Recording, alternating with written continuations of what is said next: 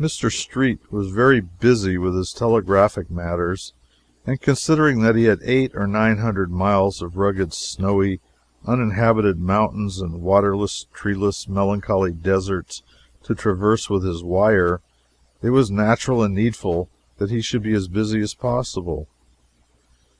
He could not go comfortably along and cut his poles by the roadside either, but they had to be hauled by ox teams across those exhausting deserts, and it was 2 days' journey from water to water in one or two of them.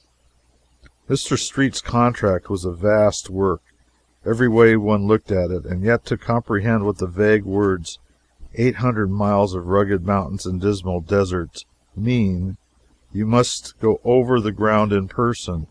Pen and ink descriptions cannot convey the dreary reality to the reader. And after all, Mr. S.'s mightiest difficulty turned out to be one which he had never taken into the account at all.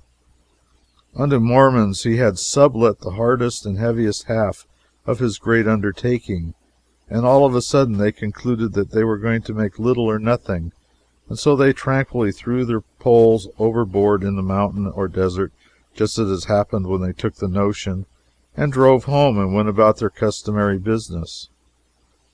They were underwritten contract to Mr. Street, but they did not care anything for that. They said they would admire to see a Gentile force a Mormon to fulfill a losing contract in Utah. And they made themselves very merry over the matter. Street said, for it was he that told us of these things, I was in dismay. I was under heavy bonds to complete my contract in a given time, and this disaster looked very much like ruin. It was an astounding thing. It was such a wholly unlooked-for difficulty that I was entirely nonplussed. I'm a businessman, and have always been a businessman, do not know anything but business, and so you can imagine how like being struck by lightning it was to find myself in a country where written contracts were worthless. That main security, that sheet anchor, that absolute necessity of business. My confidence left me. There was no use in making new contracts, that was plain. I talked with first one prominent citizen and then another. They all sympathized with me first rate, but they did not know how to help me. But at last a Gentile said, Go to Brigham Young. These small fry cannot do you any good. I did not think much of the idea, for if the law could not help me, what could an individual do who had not even anything to do with either making the laws or executing them? He might be a very good patriarch of a church and a preacher in its tabernacle, but something sterner than religion and moral suasion was needed to handle 100 refractory, half-civilized subcontractors. But what was a man to do? I thought if Mr. Young could not do anything else, he might probably be able to give me some advice and a valuable hint or two, and so I went straight to him and laid the whole case before him. He said very little, but he showed strong interest all the way through. He examined all the papers in detail, and whenever there seemed anything like a hitch, either in the papers or my statement, he would go back and take up the thread and follow it patiently out to an intelligent and satisfactory result. Then he made a list of the contractors' names.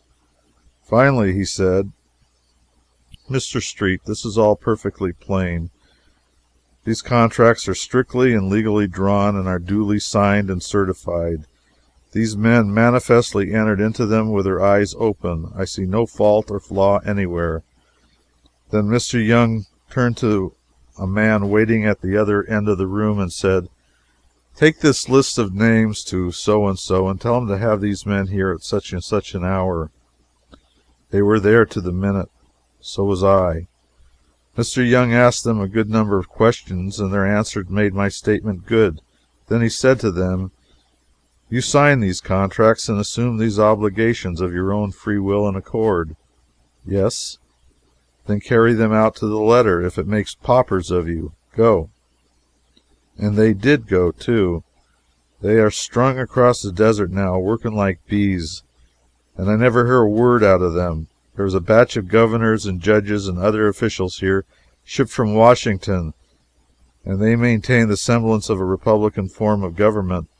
But the petrified truth is that Utah is an absolute monarchy, and Brigham Young is king. Mr. Street was a fine man, and I believe his story.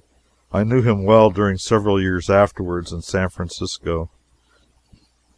Our stay in Salt Lake City amounted to only 2 days, and therefore we had no time to make the customary inquisition into the workings of polygamy and get up the usual statistics and deductions preparatory to calling the attention of the nation at large once more to the matter.